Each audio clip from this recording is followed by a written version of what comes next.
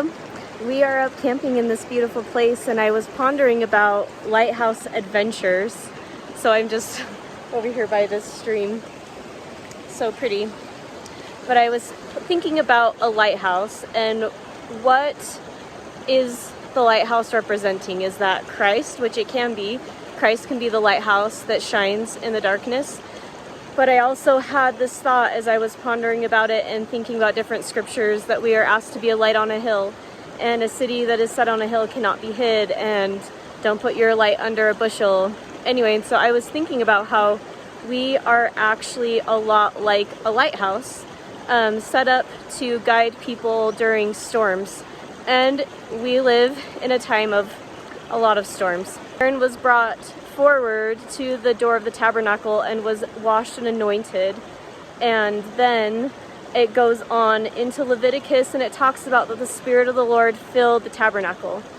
And I thought of how Jesus referred to himself as being in a tabernacle of clay, and so we can refer to ourselves as also being in a tabernacle of clay, also that our bodies are holy temples, and the Lord goes to his temples. And so when we are repenting daily, which is such a blessing, and using the atonement of Christ to be clean, his Spirit fills us, and then we can be guided and directed to help other people.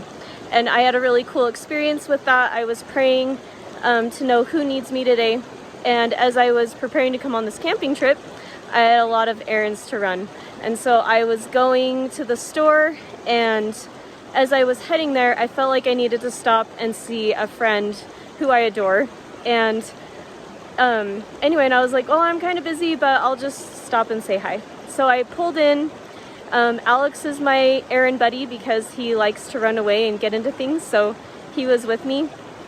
And anyway, and I pulled up and I got out, and she was just so happy to see me, and I was happy to see her. We just gave each other a big hug, just had a really fun, like, short 5-minute conversation. And then she brought some snacks out for Alex and said, oh, let's give him some snacks because he loves food. And that ended up being such a blessing to me as I was running errands, because I realized I'd forgotten snacks. And so not only was, and then she wrote me later, and she said, I don't think you'll ever understand the magnitude of you stopping by to say hello. It means so much to me. Thank you. I just love you so much. And that was just the Lord knowing that she needed that at that time. And there's a mosquito. And that I needed it too. Like, I needed her upliftment because I was feeling stressed, and she just helped me to feel peace. And this is my notes that I take. Anyway, but she helped me to feel peace and happiness. And then she also blessed me because later Alex was kind of going crazy and I had those snacks. So it was just really cool to me that, and I felt so much joy partaking in being on the Lord's errand and shining light. And so I just challenge you to pray to know who needs you today. And I hope that you'll be led to bless someone, and maybe you're going to listen to this video and you're like, oh, so-and-so needs this. Please send it to them, because that is the Lord giving you an opportunity to be a light. And when we act on that and we do those experiences that he wants of us, then he gives us more.